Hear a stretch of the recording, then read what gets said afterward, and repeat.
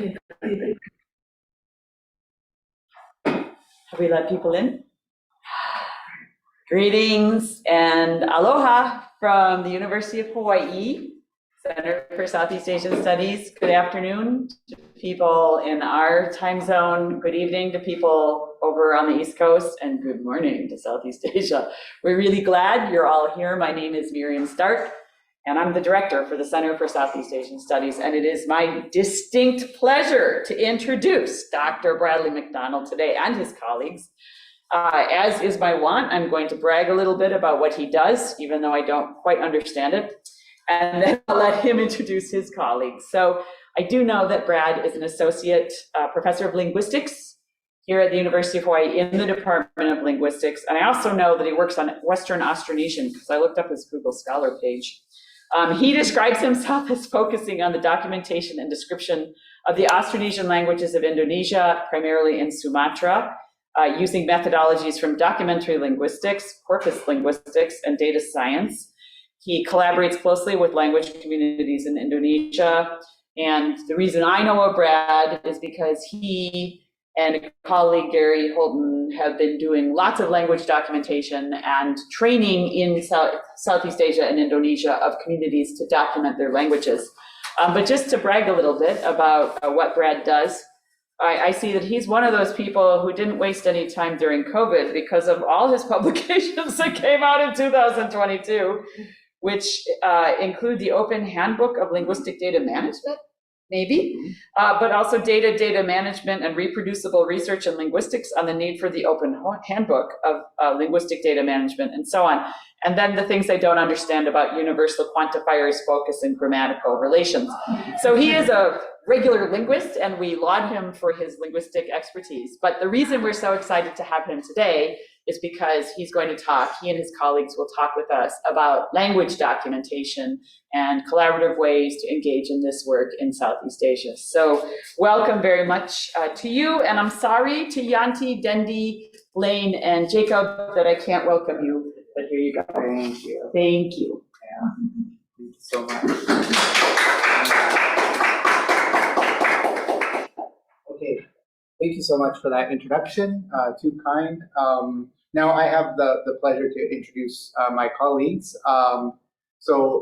First, Yanti, she received her PhD. I can't remember, I don't know the year exactly, Yanti, but it was before me. I know that she was ahead of me. So maybe it was 2011 or 2012. Yanti, I can't remember, or was it 2010? She got her PhD from the University of Delaware, working with Peter Cole and Gabby Ramon there, and she wrote an amazing grammar that will be published pretty soon of Jambi Malay. And so she not only works on Jambi Malay, where she is actually from, but now she's expanded, as we'll hear today, doing lots of things in Eastern Indonesia, and is really, I don't think this is bragging too much, but she is really a leader in the field of Indonesian linguistics, I would say, and a leader in Indonesia in what she does. And so then Dendi Wijaya, who I actually had the pleasure of spending we spent about 3 weeks together, or 2 weeks together maybe, in Sumatra. Dendi is actually from Sumatra, and luckily enough, he's from an area where I did my PhD research. So I got to speak Busama with him, which is the language that he grew up speaking natively and that I learned during my dissertation.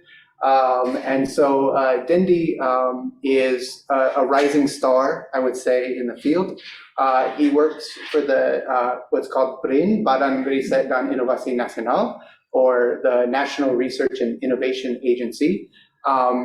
And so he has been gallivanting all over Indonesia, documenting languages and working with various communities, as you'll see. And I hope it's okay that I mentioned this, Dendi. I wasn't planning on it necessarily, but Dendi will be pursuing a PhD very soon. And I believe that's public, but let me just say that I think he's pursuing a PhD very soon, and he can tell us more about that in his portion of the talk, if he would like. So who's not here today, and this is where I can get started, is Jacob Hakim, who's right here, and Blaine Billings, who is right here. They stayed in Indonesia, and they've been there for the past 6 weeks. And so here they are in the Nasal village, and we will be talking a lot about Johan Safri and Wawan Satrosi, whose house we lived in. Dendi and I also lived there for 2 weeks, and they've been staying there for a long time, and these are our close collaborators in Indonesia. So Jacob and Blaine are actually on the airplane now back to the US. Okay, so the primary goal in our talk today is to show how models of language documentation are evolving in an effort to preserve the immense linguistic diversity of Indonesia. So I'm going to very, very briefly, probably in somewhat of a dangerous way, introduce language documentation. It's just so brief. I'll give a little general background and then a little bit of background on work in Indonesia. Then we'll share a little bit about our projects in Indonesia, looking at new models of language documentation there. So we'll talk about we'll talk about the project that we're all working on together, as well as other projects that they've worked on. So we decided instead of just focusing on one model, that we'll look at all the different projects that we're involved in.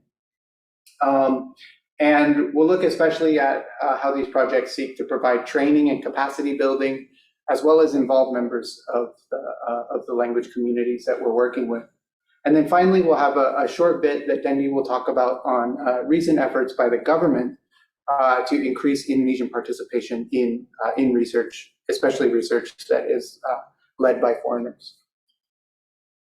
So let's do a very brief introduction to language documentation. In 1991, at the annual meeting of the Linguistic Society of America, there was a panel that was hosted by some very prominent linguists. And it was a panel on endangered languages. And this panel ended up sparking a wildfire, really, of what became the language documentation kind of movement. I would say, and one of the most well-known so out of this panel came a volume in language, kind of one of the premier journals for linguists, and out of this volume came a paper by Michael Krauss that really became the rallying cry. So nowadays we avoid these terms like language death and doom, these sorts of more negative terms. It turns out communities don't like to talk about their languages that way, but it really struck a chord with people and really made linguists take seriously documenting linguistic diversity, and we really got recognizing that there's a major crisis. And so this led to the start of language documentation, really the emergence of language documentation. So the article, I cite a 2006 article here, but the original article that Nicolaus Himmelmann wrote was in 1998, where he basically lays out what this kind of new field of language documentation is. And he distinguishes it from language description or descriptive linguistics, as most people had seen it being practiced. And so he says, he just basically gives a very sensible definition that it's a lasting multi-purpose record of the language. And it's for generations to come whose identity are still unknown, right? So the idea is that, okay, we might produce these descriptions or we might produce these papers that describe the languages, but that information may get dated really quickly. We've seen it get dated quickly, or it may not. There may be new analysis of the same data. And so what's really important is the documentation on which it's based, right? And so he kind of put this idea out there. Tony Woodbury, in a paper that was originally published in 2003, came with a different sort of perspective that saw language documentation as a continuation of many of the activities that had been happening since Boas and Sapir and these early anthropologists working with North American communities. And so, but he still has this kind of same idea. So whether we view it as a new field or a continuation of something that was already there, it doesn't matter all that much, but that was early discussions. And this field really exploded, and there's kind of three major factors that led to its rapid growth. So there was lots of new funding sources as a response to this call or the crisis that was before us. And then second, there was, from this funding came the establishment of language archives that would make the documentation accessible and lasting. And then there was around the 2000s, right? There was an increased availability of new technologies. The internet was getting a lot faster and things like that. So the funding sources kind of came from three major sources. So one from the Volkswagen Foundation in Germany, which started this project called the DOBES project, which actually is no longer around, no longer funding proposals or anything like that, but their effects have been felt, and they have a lot of documentation. And then in England, the Arcadia Foundation started the Endangered Language Documentation Program, which is still going very strong and still funding lots and lots of research around the world. And then the third one, the US, finally came around in 2005 with NSF and NEH coming together to establish the Documenting Endangered Languages, program. And so that the name has changed for the Documenting Endangered Languages, but there's still funding there with NSF and NEH. Others came around too, right? Many other sorts of funds have come around as well since then and are still major players, I would say, in language documentation. Now, the idea was, okay, if we're going to devote an immense amount of time to collecting all of this information on endangered languages, and if there's a potential that they're not going to be spoken by the next generation, we need to make a plan for archiving, right? We really need to build a lot of infrastructure for this. And so this led to the development at the same time of all these fundings that it developed a lot of infrastructure for archives. So the language archive started as a part of the DOBES project. Arcadia, which did ELDP, also started their own archive, which is called ELAR, as well as networks like the Delamon Network, which is still around, the Digital Endangered Languages and Music's Archive Network. It's an international network of well-established archives that work together, for example, mirroring their data with each other and making sure that everything is up to date, standards are met, etc. And this gave, and along with that came other archives, Paradisic being one of my preferred archives, the archive that I use, which focuses on languages of the Pacific.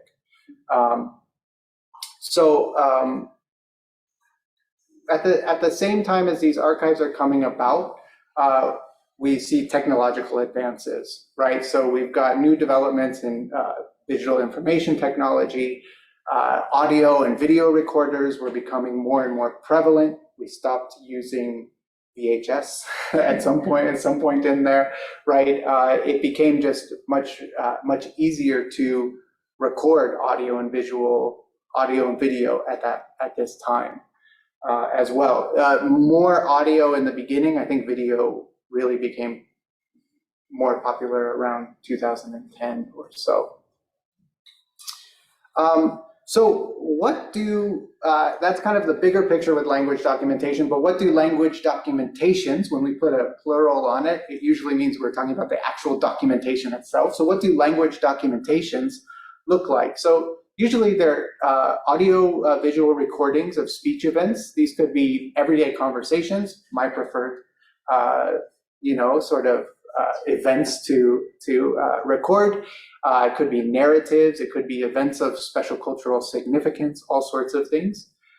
These are carefully curated with metadata, so they're specialized software that linguists are creating that help catalog all of this information, and you can provide metadata for all of it. These can then be annotated with time-aligned transcriptions. So we have time-aligned transcriptions and translations that are aligned to the recording, so that when you play it, you can read what you're hearing and understand it, which makes these accessible, right? It can be accessible to researchers, or it can even be accessible to later generations who want to learn the language or hear the language as well. These can even be broken down into word translations, and we can analyze the grammar if we're doing kind of word-by-word translations, and also build dictionaries from this. A second part of language documentation is audiovisual recordings of tasks that seek to understand metalinguistic knowledge. So what's in the person's brain? What are the sorts of things that they know? How do we get at that, right? And so this might be targeted elicitation of a certain grammatical feature, so universal quantifiers, if that's what you're interested in, which is just a way of saying all, words that mean all, or specific tasks to elicit linguistic information in a controlled manner. So this might be understanding the directional system in a way that's consistent across languages. There could also be open-ended tasks for eliciting words. We'll see that later with the dictionary project that we're working on. But this could also be to get botanical knowledge or other sorts of information about the language that the language encapsulates, right? And these may be annotated and referenced. I don't know what I mean by it, and referenced in reference works. So I shouldn't have used referenced and reference there, but what I mean by that is things like grammars and dictionaries that we can reference back to these materials, and that people can actually have access to the documentation on which these materials were made. And so this is the same software where this is what is underlying a dictionary that we could output.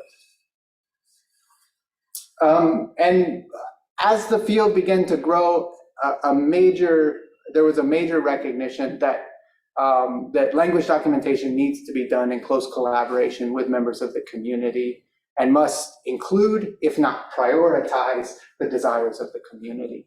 So this is, the recognition that capacity building and training activities are essential components of language documentation. And it also recognizes the need to understand and address often the colonial context in which language documentations are done, and many people try to take decolonial approaches to language documentation and related activities.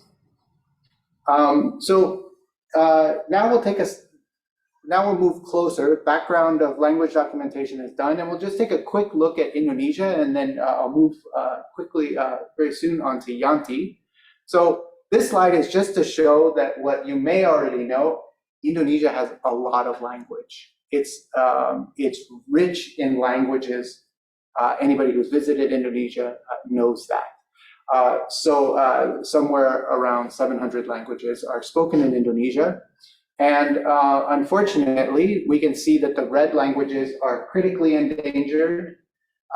Orange, or the yellowish orange, are endangered. And then the green are at risk, right?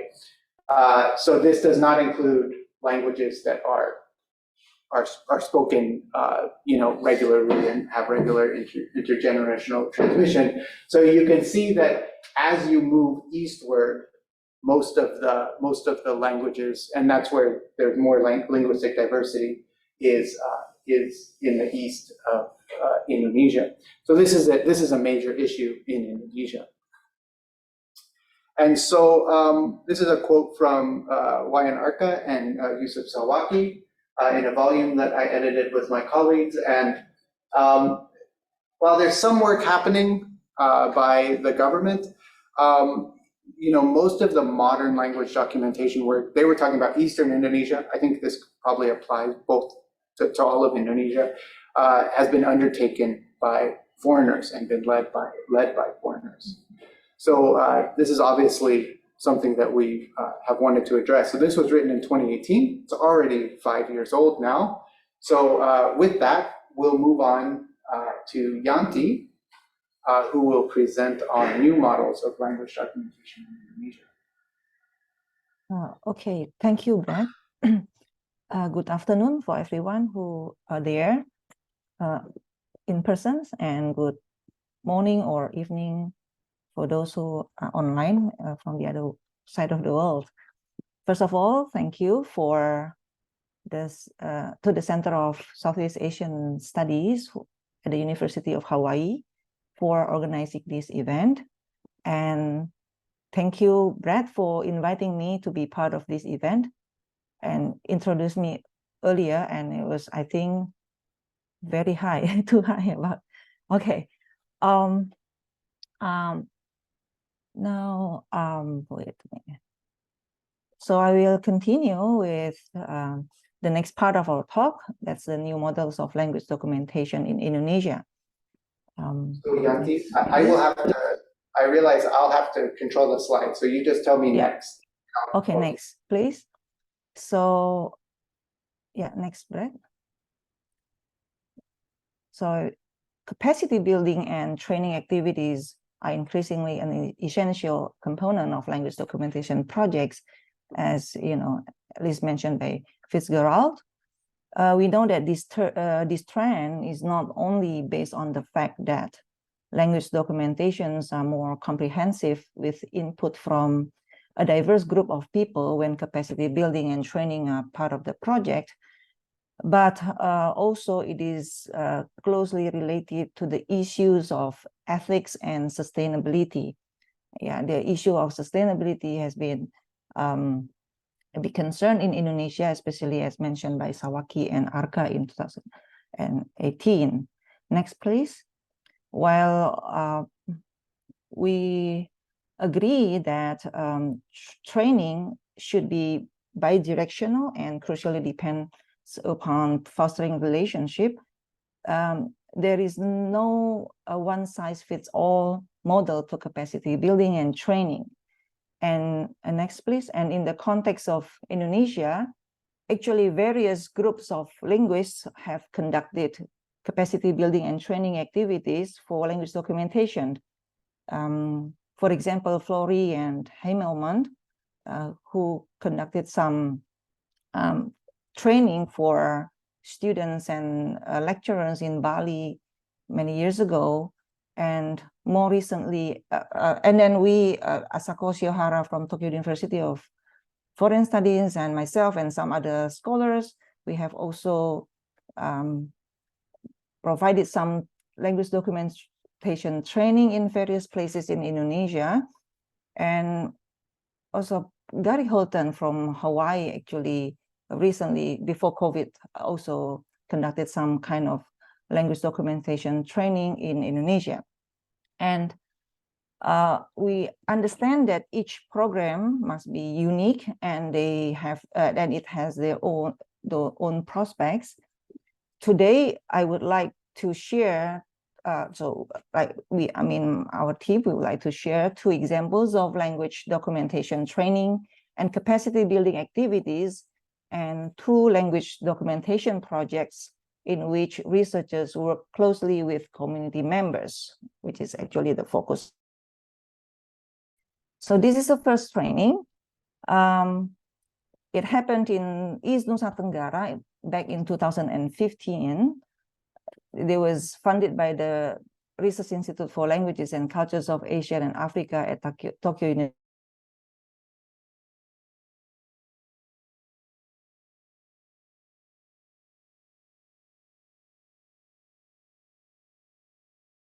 City of East Nusa Tenggara, and it was a kind of a short program. It was only for 2.5 days. We spent half a day for providing some lectures, general lectures, and then devoted the other 2 days for practice. So from this training, we collected some audio recordings with some transcription and translation from several languages in East Nusa Tenggara. That's Dawan, Canberra, Kui, Lamaholo, Leo, Manggarai, Rote, Sika, and Tetun. And this is not a lot of data, but we have already archived the data at Paradisec. Next, please, Brett. Okay, this is the map of Kupang where we did the training. And next. Okay, this is the some pictures that we took during the training. Here is Tim McKinnon, who was in our team, and then Asako and myself. So we provided the lecture, and then work intensively with them because we taught them how to make recordings, how to transcribe the data using ELAN, like these modern language documentation techniques. So, and then the next, please. Okay, this is another picture. There's Jeremy Balu and Antonia, who were also with us during that training. Next, please. This is from the catalog. We can see that these are the data that we already archive in that archive. Yeah, next, please. Okay, next, I will talk a bit about a longer project, actually. This is linguistic fieldwork and language documentation training in East Nusa Tenggara, which was conducted in 2018 and 2019. So as I mentioned earlier, it's a longer program with 1 week intensive training in Kupang, and then 3 weeks fieldwork. During the fieldwork, they collect data, they transcribe and do some annotation. And then we also, like Jeremy and I, who were the coordinator, like fieldwork supervisor as well, we went to the villages to work with them for a few days each, and then work with them and see if they have problems, and then whether the practice or the data collection have any issues, and if they have anything that they wanted to consult. So we went to the field and work with them as well. And then another week, when they came back from the field, they prepared the data for archiving. So during in the program, each year we only have 4 languages. So it is something is missing in the end of the slide, but 4 languages, and each language, for each language we have 3 people, 2 student native speakers and 1 graduate students from US universities. So in 2018, we work on Sabu, Wijaya, Wapmeto, and Termanu, and something is missing in the slide, but in 2019, we work with Wapmeto, and then Amarasi, and then Adonara and Leo in Flores. This project was funded by the National Science Foundation. The PIs of these projects were Peter Cole and Gabriela Hermon, and we worked together with Tokyo University of Foreign Studies, and then also with local universities, because they the students, the native speaker students, are from the local universities like Catholic University Widya Mandira, and then the Christian University Tawacana, and Stiba Cakrawala Nusantara, Kupang, where Jeremy comes from, and also Dusa Cendana University. And this program was also logistically supported by APHIS. Brett already mentioned APHIS earlier. So next, please. Okay, then this map shows the locations of the languages we work on for the 2 years. there are only 9 dots. Because one is that what metal was collected in 2 distinct villages, but of the same language. Yeah. Okay, now next, please. Okay, this is the pictures during the pre-fieldwork training in Kupang. As I mentioned earlier, there were 2 native speakers here and 1 US student who work in team. So this is how it is. Next page, please. And then this is the situation in the field when the team members work with the speakers. Next. And then this is during the fieldwork supervision. Yeah, and next, please. Have to be quick. Okay. This is a website if you are interested to find more information about this training program. You can go to this website. Next, please, Brad. Okay, so what have we produced from this longer program? First is the audio, video recordings, pictures, texts that have been archived and can be used for linguistic analysis and producing some products for communities. And then there are also some BA thesis and doctoral dissertations and linguistic papers presented at conferences and published in journals. And then we just published a storybook for community members. Next, please. These are some pictures. These are the catalog from Paradisec where we have archived our data from the 2 years. Next. And these are some selected BA thesis. There's a typo there. Thesis and doctoral dissertations, papers. And then next. And finally, this is the storybook from Sabu. So Sabu is a language we work on in the first year, the 2018. So the book contains 9 stories, which we collected during the fieldwork, and also there's some additional fieldwork by one of the members. And then the stories were translated into both Indonesian and English. And next, please. And this is one sample page from the storybook. The story about the fat dog and the skinny dog. Okay, next, this is the yeah. I think I should hand it over to Brad. Thank you. Okay, great. Thank you so much, Yanti. It's quite an amazing project that produced a lot. Yeah, I couldn't believe that list, and she wanted to put more. Well, she couldn't fit any more on there, but there is more products of it. So now I'm going to present on a little bit about the project that all 3 of us are working on. So this is the language Nasal. Many people see it and think nasal, but it is Nasal.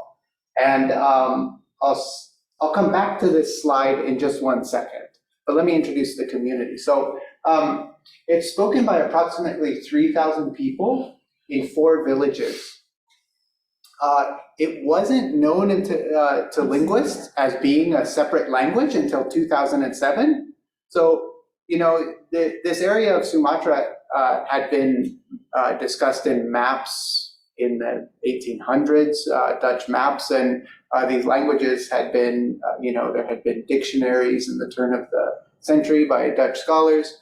But what happened is that there is a lot of dialect diversity between Lampungic languages and Malayic languages that this language was just overlooked, really, for that amount of time. One thing that's very interesting about this language is that it's a case of what I'll call small-scale multilingualism, and we'll come back to that in 1 second. Its cultural practices are very similar to the groups around them, except for 2. One of them is called Sungkuho, and the other is called Cep-Sitian. And so this is Sungkuho right here, and it's done right after Idul Fitri, and they'll dress up in these costumes with the coconut, the hair from the coconut, and these woven mats, and they'll make themselves as if they're big, tall giants. And so they walk along the street. Nowadays, they play dangdut music very, very loud. People dance. They're very happy, and they'll go to the Nasal River. So it's a time of celebration. The interesting part is I've never seen anything like this in Sumatra, much less Indonesia. So if anybody out there has seen anything that looks like this, I'd be very interested to know about it. So moving on, Nasal, what's interesting about Nasal is it doesn't appear to classify linguistically with the languages around it. And so in a paper that Blaine Billings and I, who's a PhD student here, we've proposed, based on sound changes in the language, that is part of a Sumatran group. And so this Sumatran group we propose includes all the Batak languages, all the languages of the barrier islands, so that's Simalue, Nias, Mentawai, and Enggano, and as well as Gayo, which is spoken in the Aceh region. And so this it basically includes all the languages of Sumatra except the Malayic languages and Chamic languages, so Achenese, and it doesn't include Rejang or Lampunic.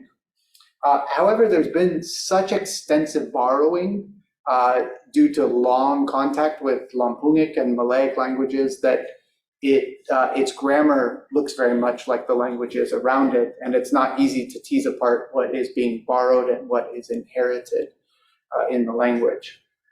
That's my little historical linguistics, and I'll be done then.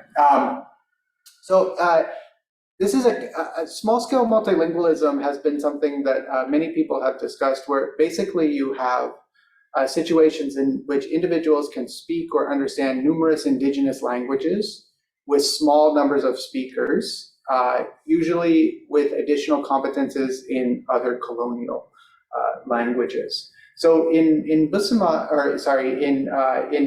what you have is that people, everybody who speaks Nasal typically also speaks Kawar, and then some variety, so Kawar, which is a Malayic language spoken in the region it's kind of a more regional language, as well as some variety of South Barisan Malay, which in Busima is included in South Barisan Malay. So I think Dendi can tell you, he was quite surprised when he started to speak Busima with these people. They speak it right back to him. They completely understand.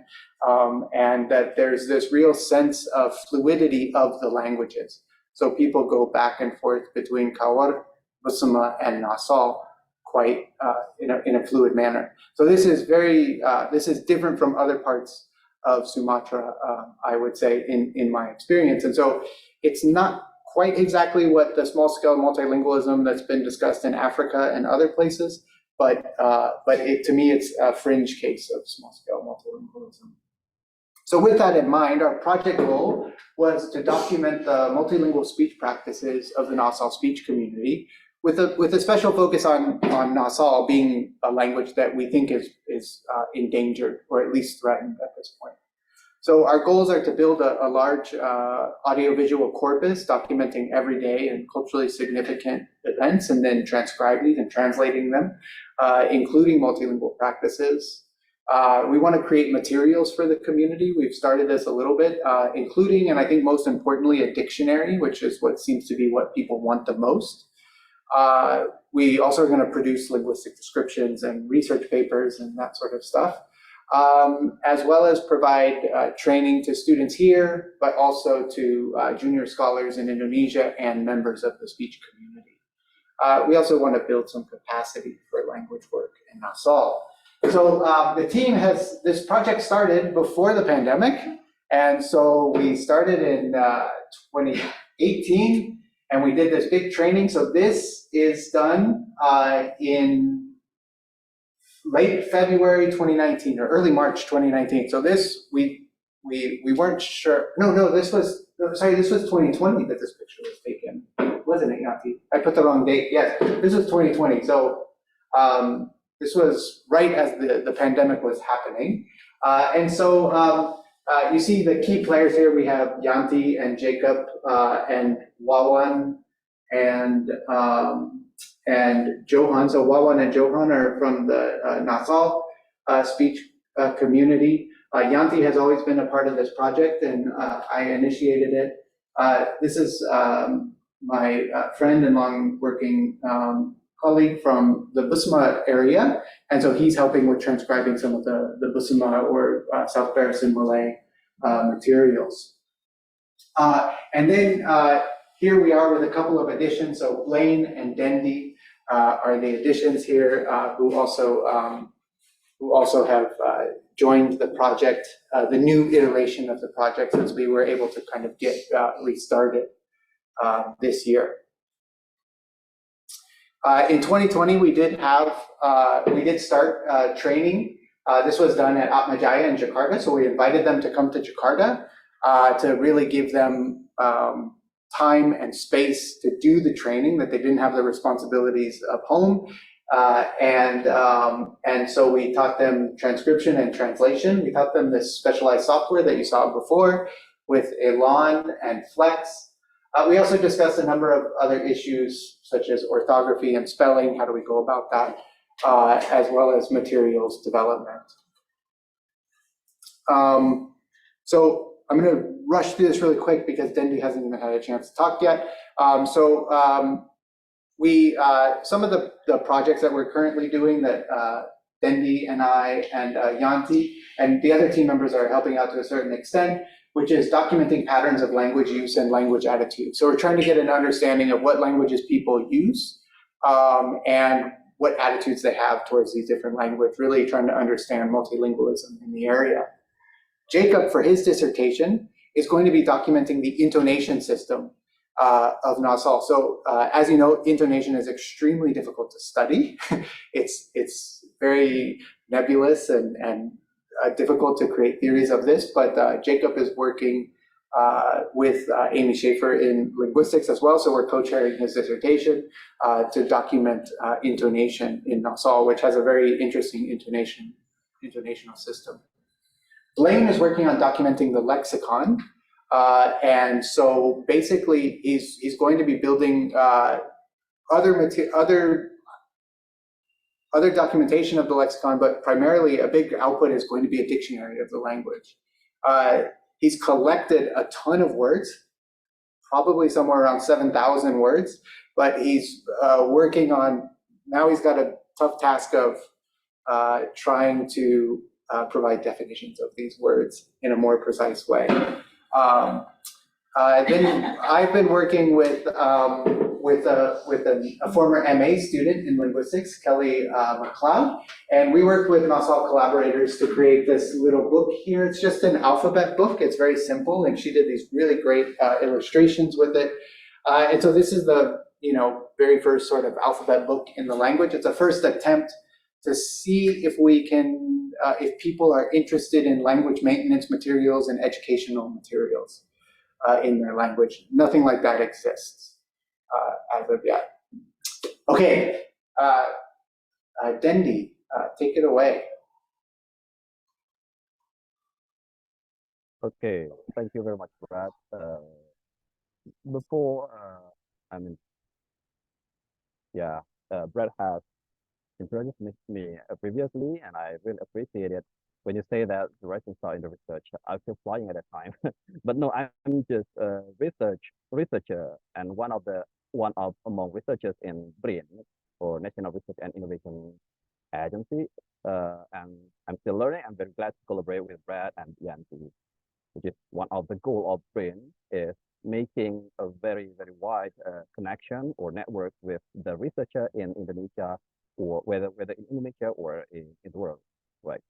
Okay, I'm going to talk about the Engano project here. Sorry. Dendi, do you think you could hold up your microphone a little closer or speak a little bit louder? Yeah, okay. Is it clear enough? That... Right. Okay. So I will share my experience joining one of the endangered language research projects called Engano Project. This is a collaborative research, and you can visit the website engano.linkfield.org. Yeah, that's okay. .ac.uk. Okay, and then sorry. Okay, and Anggano project is collaborative research between Indonesian and foreign researchers. However, this project was initiated by the typological typology researchers who are very experienced in language documentation, such as Hawaiian article from the Australian Australian National University, Merida Rimpa from Oxford University, and Bruno Toffa from Goethe University. And this is the location of the research was carried out on Anggano Island. You know that Anggano Island is one of the small islands in the very islands of Sumatra. It's very small. You can see here. It's very in the south, yeah, the south of Sumatra Island. Well, okay, and uh, this project is a multi years in multi years and until right now. And but the work on the Anggano language began with a pilot visit in February 2018, where Wayan and Mary met with elders of the five Anggano clans, recorded some what is it like traditional stories, and worked with some younger speakers to record some verbal paradigms. And they also visited an elementary school, right? And the high school discussed our project with the headmasters and some of the teachers, and gave presentation about our the project to the students. Well, at the time, they have collaborated. Maybe next, right? They have collaborated with the researcher, lecturers in local university. Well, this is the funding, yeah, collaborative research initiated by researchers looking on field, as I mentioned before, and the funding by the Endangered Language Fund in 2018 until 2019, and Oxford Jones Fell Fund from 2018 till 2019. And in 2019 was awarded a research grant by the Arts and Humanities Research Council, UK, for the Anggano and in the Austronesian family.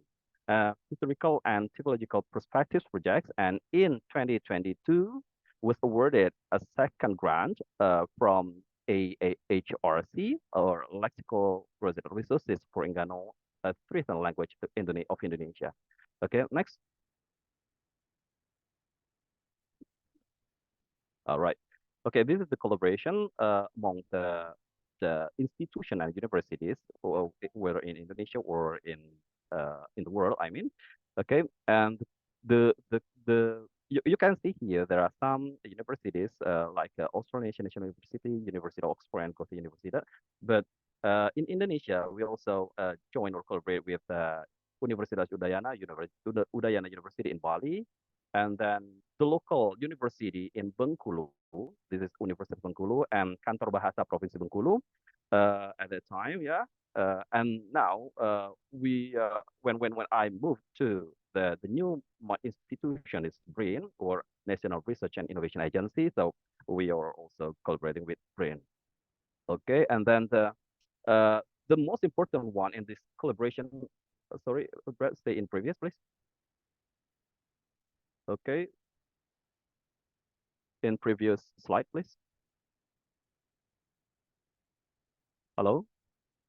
Yeah, stay here for a moment. Okay, the most important one that happened in collaboration. No, please. Previous slide. Next, previous slide, I mean. The This one? collaboration. One more.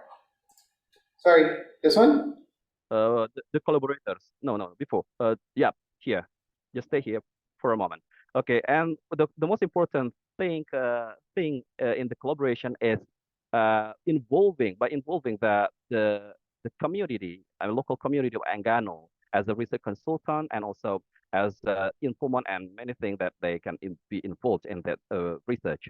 Okay, and the several members of the Anggano community we use as a like a research consultant, were given language documentation training and provided with equipment such as laptops, camera, etc. It's like what Yanti and Brad were doing in the project, that facilitate the people, the local community, with the training and also the equipment to support the research itself. Okay, and they obtained quite a lot of language documentation videos also. And in 2020, they returned to Enggano, I mean, Pak Wayan and also Mary, and also took me, who at the time was still work in Badan Bahasa. Okay, so I joined this project and from 2020 until now, and will be it's still ongoing actually, and will be finished on in 2024. Okay. Okay, and this is this is some pictures. I mean, for the fieldwork documentation. The first pictures is our visit in the like the kecamatan is like the local administrative government, and with the Pak Camat and also one of the elders clan. I mean the leaders of the clan. They call it Pak Buk at that time, but he had passed away with the white band. And also this is Pak Wayan. Okay, and the second picture is this is like our meeting with all the members of the clans. I mean the elders to get what they want and what they want to do to toward that language through this project. So there are some there were some discussions here in one of the like a traditional house in Engan. And the third picture is how Pak Wayan trained and also discussed with one of the Enggano community in the house. I mean, yeah. Well, next, Brett.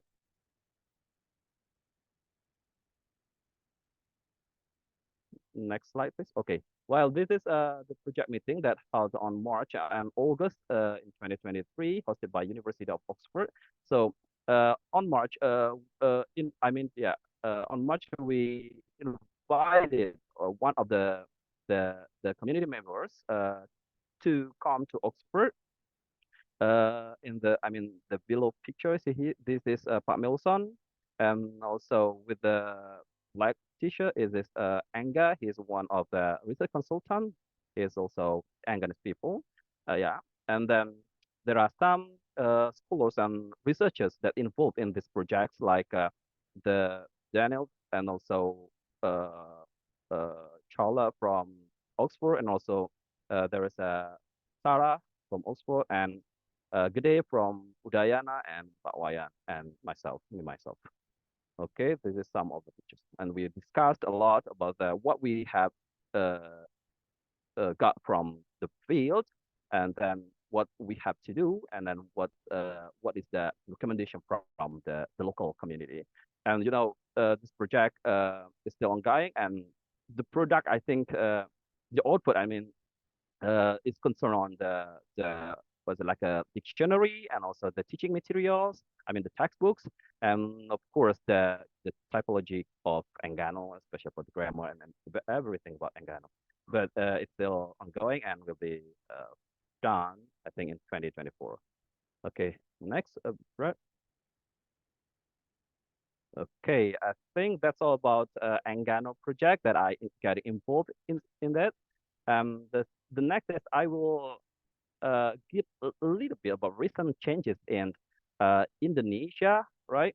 Uh, you know, I think it's quite different when the Brad came to Bengkulu in the COVID when Brad came to Bengkulu right now. Yeah, several months ago. Okay, so next.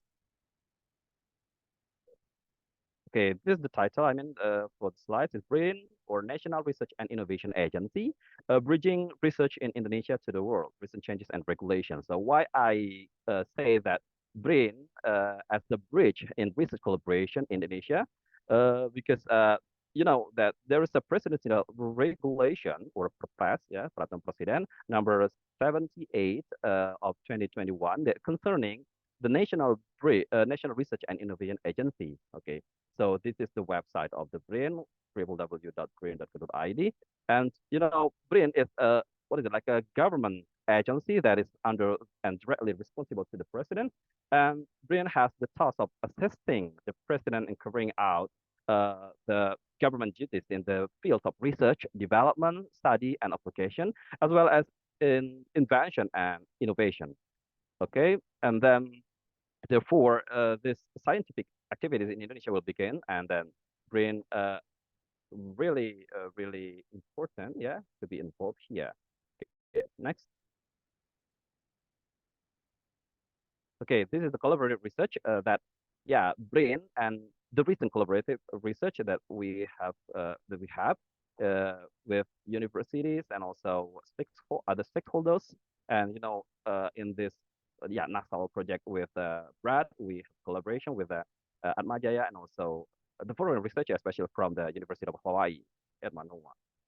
Okay, yeah, the entry point for foreign researchers acts as an ethic commission providing facilities, namely clearance ethic.brain.co.id, to become partners for university that will collaborate with foreign researchers. So uh, the first step that the foreign researchers, I think not only for researchers, but also for the local researchers, when they want to do the research in Indonesia, they have to have like a research permit, yeah, how to get the research permit. The first one is the first thing that the researchers do is uh, what is it, like a register or, yeah, log in the clearance ethic.brain.id. So what's the need is like a proposal and the goals, I mean the purpose of the research, and also the instrument, and then yeah, that's it. That will be filled in the clearance at the brain.co.id. So after that, the ethics commission of brain will discuss and a lot about the application, whether it will be issued or not for the research permit. So, and then after the clearance ethics done, so the research permit will be issued by brain. Okay, and well, the next is this is the research and development institution universities and or Indonesian like legal entity that I mean the institution in Indonesia that we collaborate like uh, research and technology culture and education ministry, and then other stakeholders that need the information about the researcher foreign researchers in Indonesia, so they can see the application, I mean the research permit, I mean yeah, the application from the clearance ethic.brain.co. So because it's open for all the stakeholders in Indonesia. And now one of our partner, our collaboration in with the foreign researchers is University of Hawaii. Yeah, this is a research and development institute, collection or foreign legal entity. So this is one of our collaboration that we have done right now. Okay, next. Okay. So why do we need a brain for this recent atmosphere for the research? Like a shared convenience, benefits, and experiences. Brain as an ethic commission provides ethical clearance that can be accessed through clearanceethics.bin.go.id, as I mentioned before, and collaborating with 12 research organizations and 85 research centers. So in Brain, we have a 12 research organizations and 85 research centers. One of the research center I think that's very close and also related to the what we are doing right now is language research center for language and literature preservation. That's one of the research centers in Britain. And also uh, sharing knowledge like doing some training and then yeah training how to do with the metadata, how to work with elan or SIM or flag and many things. So brain can do with for research and also sharing data. This is the most important one that when the researcher, I mean, foreign researcher, and also I think in the local researcher from Indonesia, the sharing data is very important. So this is one of the thing that must be open access for brain and also for other institutions. Okay, next, Brad. Well, this is the ethical clearance that I mentioned before. This is the law number 11 of 2019 on the National System of Science and Technology article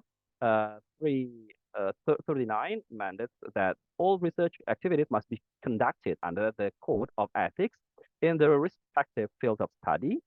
Uh, an ethics committee has been established to review and determine the ethical feasibility to enforce the code of ethics. So this is the website, clearanceethics.brain.co.id, and then this is the email, research and permit@brain.co.id, and this is the address. So every researcher who wants to work, who wants to do the research in Indonesia, they have to have the what like a research permit. It's very important. Okay, next, Brett. Okay, this is the part of how work with clearance ethics when you the first thing that you have to sign up to that website. Okay, it's quite small, but you can download this plot from the website. Okay, right. I think that's all, Brad, from me. Anything else? Yeah, thank you, Dendi. We didn't give you a lot of time there, so thank you. I'll just mention really quickly that this process is actually very nice, and that from the foreign researcher perspective, I found that it actually builds a lot of collaboration and transparency between foreign researchers and local researchers in Indonesia. Dendi has this really cool project that we were going to share if we had time, but we do not have time. We've already gone way over. So it's a part of the slides, and it's so cool. And it's on Mentawai, which is fascinating language, lots of cool stuff. So I'm sorry to go through it so quickly. But I'm just going to end with a quick summary that while language documentation projects, and I would say linguistic research more generally in Indonesia, has historically been undertaken by foreign researchers. Recent models, while diverse, are increasingly more collaborative with a focus on capacity building and training activities, as well as outputs for the community. So we'd like to acknowledge all of these people and organizations. Thank you very much.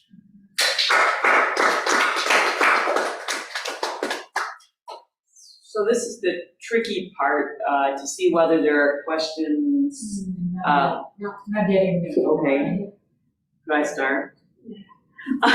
Thank you so much. This is great. Now I'm only sorry we couldn't hear about Dendi's project, but anyway, it's great to hear all of this. And I work in Cambodia. I don't work in Indonesia, but I love the Bryn model of research permission. I know it's a big adjustment for people working in Indonesia, but it's exciting because I think it will really change the nature of research.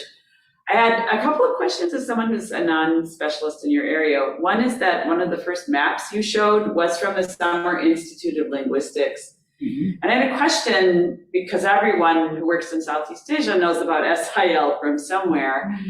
And they have a lot of data. And I just wonder whether as you're compiling these online resources, you're able to use the old SIL data, like where I did my dissertation work. They've been there and they translated the Book of Luke into the Kalinga language from the northern Philippines. So my first question was about that. And then the second one is, how on earth do you choose different communities to work with? Because there are many hundreds. Yeah. So so with SIL data, I believe anytime I've interacted with people from there, they've shared what they had. I don't know if Yanti or Dendi you've had. So I remember that there was collaborations early on in some survey work that they did with the government. So SIL worked with the government, and that data is, I believe, available. But I don't know of any like specific archives that they've made their data available in that way. I thought they made dictionaries and glossaries. I thought they did. Oh yeah, so anything and published. So then I wonder, like, is all of that information going into these online sources now?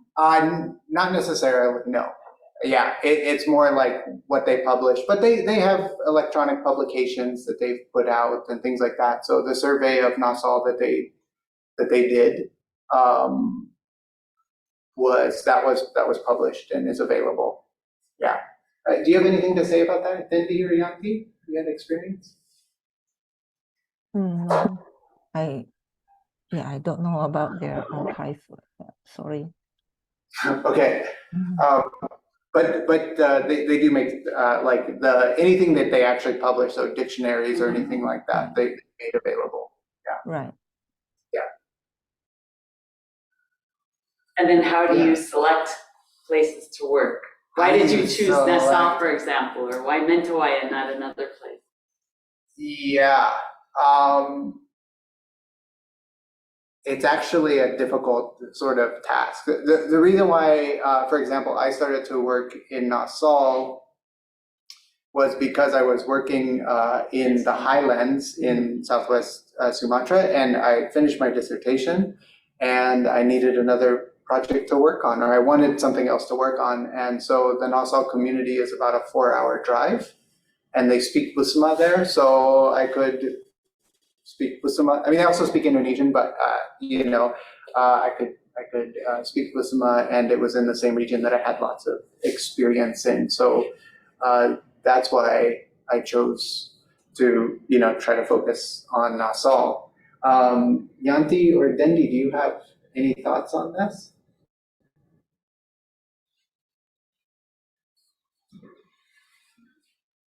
You mean Yeah, specifically on nasal? correct. On nasal? No, I think more generally, how do you or others, out of the many, many languages that are spoken, how do you select the ones that you are going to work on? And even the regions that you choose, like why did you work in Eastern Nusantara? Oh. Yeah.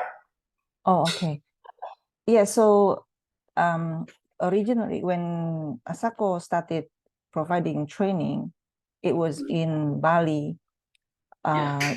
And then we also had some trainings in Manado, Sulawesi, and then one training in Jambi. And then it was like a short trainings, like what we share before, but it's the participants were mostly like local lecturers who are not native speakers of local languages. Yeah, so, and then at one occasion, I had a chance to go to Kupang for another program. And then after that, I talked to Asako and I said, I think we should go to Kupang because they have so many like native speakers and there are so many languages there. And then we started to go there, and yeah, so then we got, after our first training in 2015, we sort of like, okay, we will stick on NTT. And then when after a few years, we had some discussion, and then I talked to Peter and Gabi about to Peter and Gabi about our programs, and we thought like, okay, like a short-term program is not really, may not be very effective. So we are thinking of another model. That's why then the second one, the second model came, and we decided to still focus in NTT because of that background. Yeah, thank you. Yeah, I will add some point from the point of view of Enggano. So why we choose like Enggano as a vocational sort of objective of the research. The first thing is that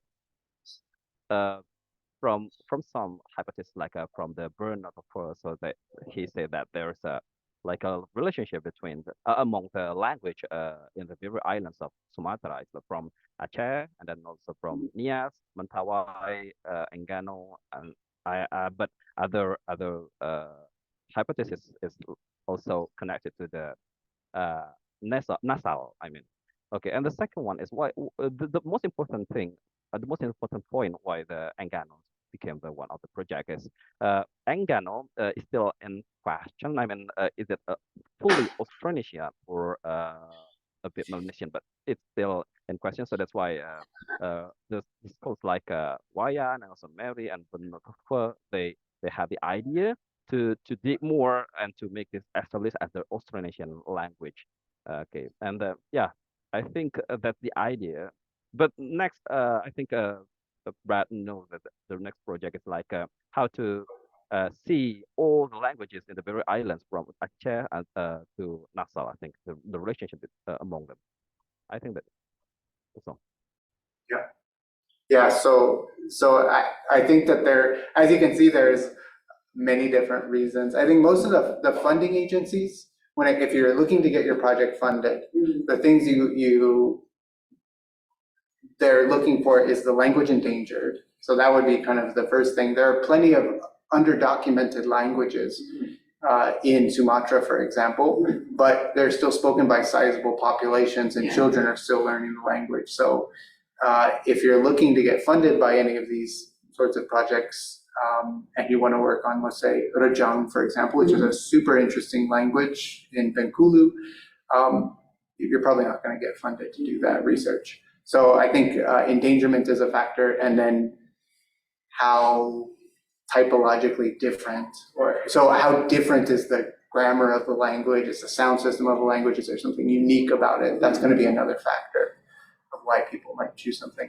And are there ever situations where you approach a community and they say, we don't want you to come in and do this? I don't know, I'm an archaeologist, so we ask permission on all these levels. Yeah. And there are times when people don't want that, but I don't know that that would be the case with documenting language. When you're doing something very good for them. Yeah, in Indonesia, I mean, in North America, I've definitely heard of that. In Indonesia, I have never heard of People like to have their languages documented. People are very interested. I mean, I don't know Yanti or Dendi. I mean, I think that people, you will hear stories of people saying, hey, I heard that there is a linguist in this village. Yeah. Can they come to our village too? Right? So there's these sorts of things. So normally there's a desire for people to work with researchers on the language. Yeah. Thanks. I have some questions. So are these the communities that you work with are like spoken language only, so non-written languages?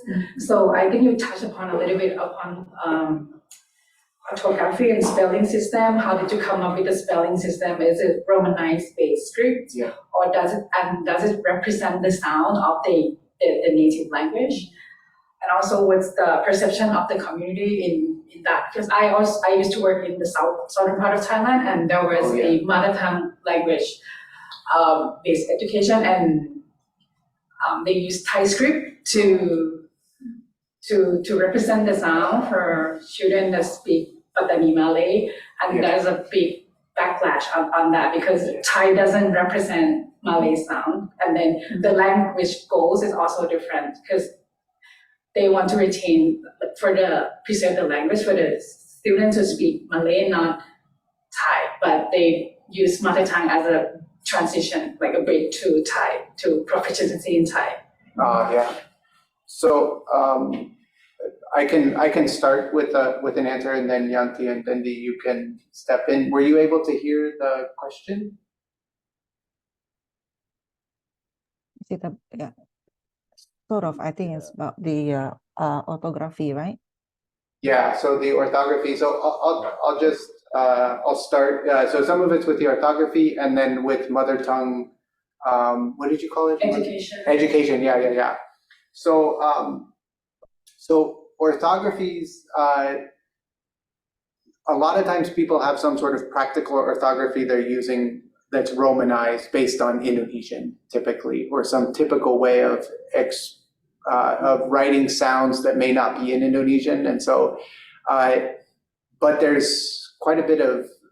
can be quite a bit of disagreement on, how they should represent a certain sound or how they should spell certain words. So what we found in Nasal is we haven't gotten to the point where we're trying to actually create a standard. So this may be naive because it might be that once we actually go in and say, well, first of all, the linguist never wants to come in and say, hey, this is how you should spell your language. We can analyze it the right way and say, this is what would make the most sense on how to spell it based on which sounds are contrasting. But what makes the most sense to an analyst doesn't necessarily make most sense to a user. Right, and so it would be a collaborative process that that the hope is that we can say, here's what we think you should do, or here's a kind of system that could work, and then just discuss why it doesn't work or why it would work. And so that's what we've done so far, is just to develop a really practical orthography. There's still some variation so this is just in the Johan and Wawan are transcribing these recordings. right? And translating them into Indonesian. So in their transcriptions, they're asking, well, how would I transcribe this? And so then we go back and forth on what would make most sense. And then they say, yeah, we want to do it this way, right?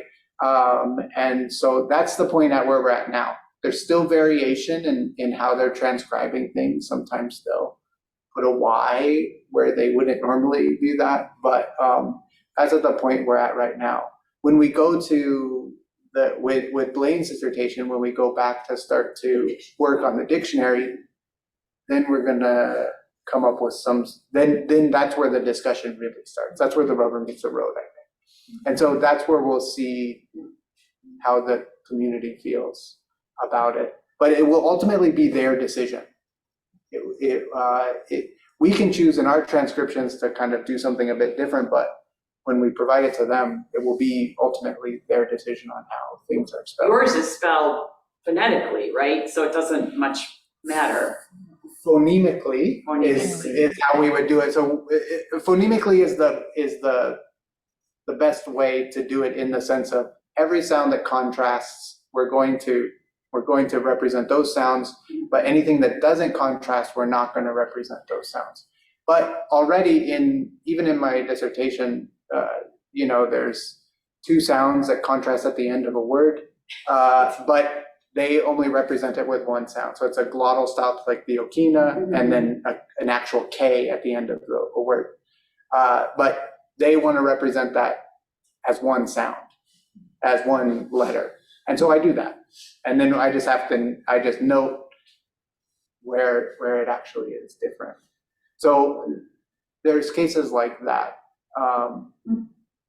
Yeah, so that's the issue. There, in terms of non-Roman scripts, there's old Indic writing systems in these languages, Kagana sort of writing systems that were written on certain heirlooms and things like that.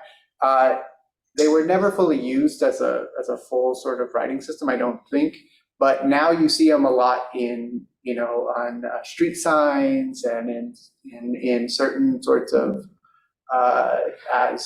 underneath signs for certain agencies and things like that, where people kind of use it as, I think of it as a marker of identity in some way, but people are still kind of learning it. Yeah.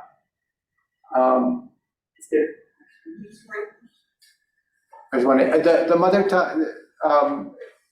mother tongue, education is something that I know happens in some parts of Indonesia. It's not happening in Nasal. And it was very limited even in like the area of Busma that I was in. I think it's a very interesting model, but it's not widely practiced. Yeah. Maybe I can add a little bit. Yeah, please. Engano. Please do. The same thing I think is quite important. Can you speak into your mic again? Sorry. Sorry.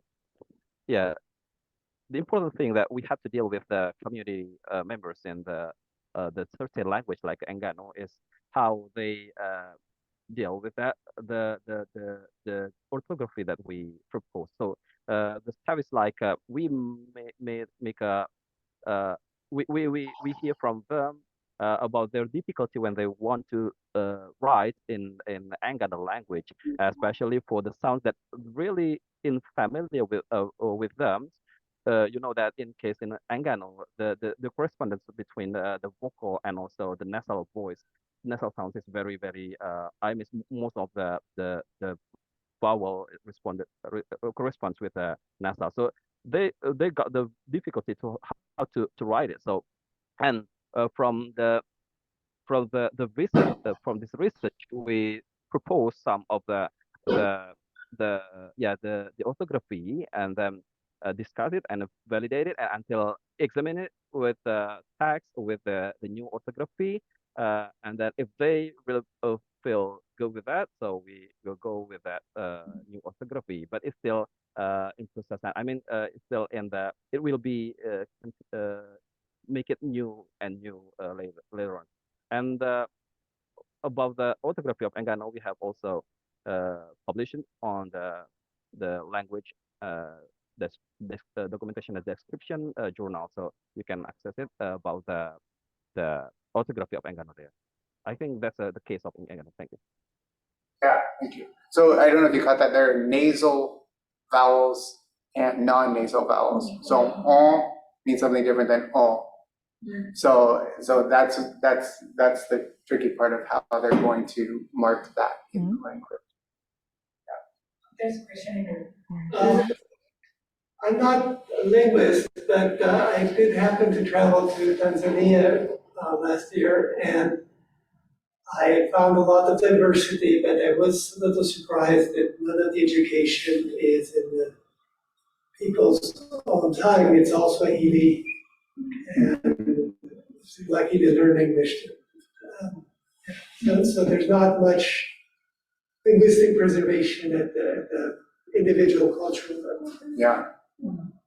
Yeah, so that's the unfortunate but common thread is that when visiting Nasal, what the government officials, when they would meet us, what they would ask us to do most is teach English, right? And so that's okay to teach some English classes. It's not any problem or anything like that. It's the larger machine of globalization and all these other colonial powers coming to fruition in some sense. And so the hope is that we can at least bring awareness of that, hey, once your language is not learned by your children, it might be gone, right? And so I think what's encouraging to me is that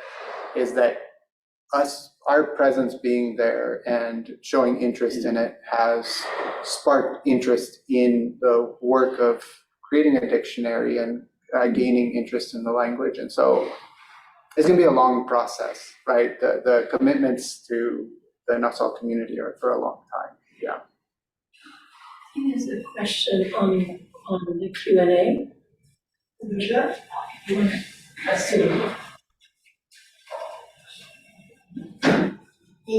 I can show it.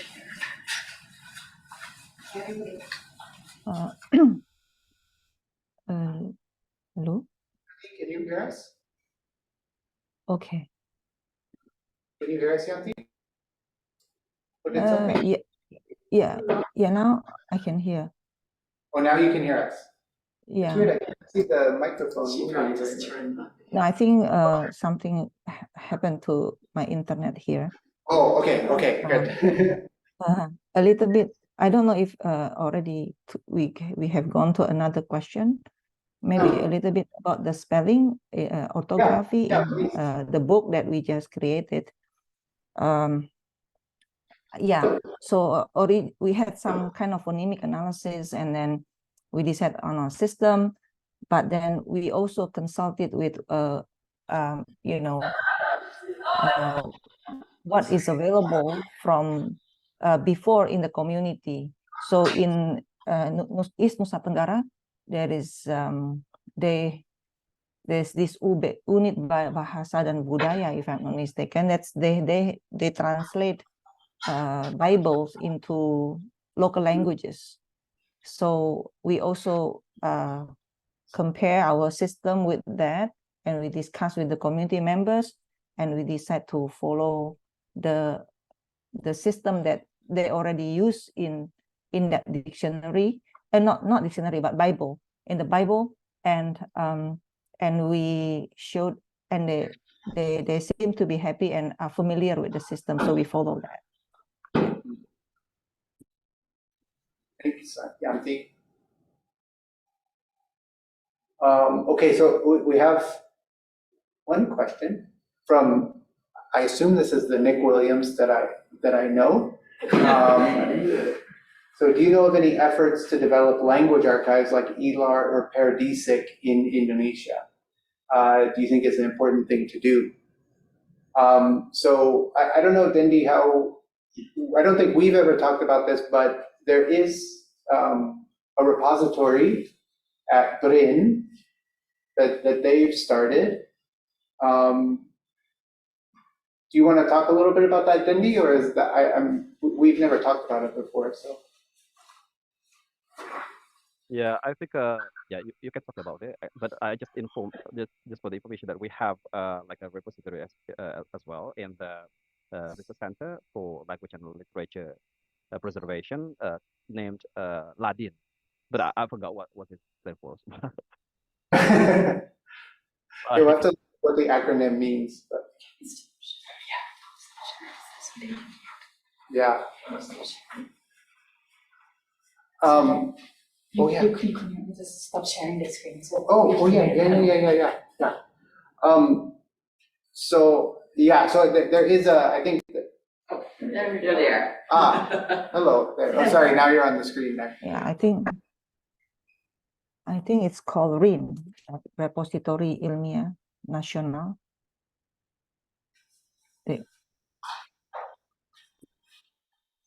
Yeah, I didn't. I think the system was RIN, from what I remember, but then there's a section of that is specifically dedicated to language, and so I think that within that is the one that Dendi was talking about. So it's a small, it's a part of that larger repository. I think it's important. I think it's important for a number of reasons for Indonesia to have control of their own data in many ways, and also be contributing with archival sorts of work. Yeah. Thanks, Nick. I wish I could see you. I have a question. I think in Yanti's presentation, there was an entry that had folk music or a folk song. So I was wondering, I'm an ethnomusicologist, so that will caught my eye right away. Yeah. So I was wondering, if you get to the point of doing an online dictionary, are you going to be able to cross-correlate to a original source recording? Like if there's a word in that song, and then you can have a link that would take you to hearing that song? That's the dream. That would be an amazing sort of situation. The way that the archives work currently is not, it doesn't play nicely with that. What the archives, but this is essentially what people would like to see in these language documentation projects, is that you would be able to search the corpus of texts and see different words. So I can do that on my computer, right? But then once I put it in the archive right now, the interfaces are very good at giving you the basic information and then making sure that this data is safe. That's what it's good at, I think. It has all the metadata there, but it also just is like, they do a very nice job of keeping everything safe for the long term. So they're preservation, but not user-friendly.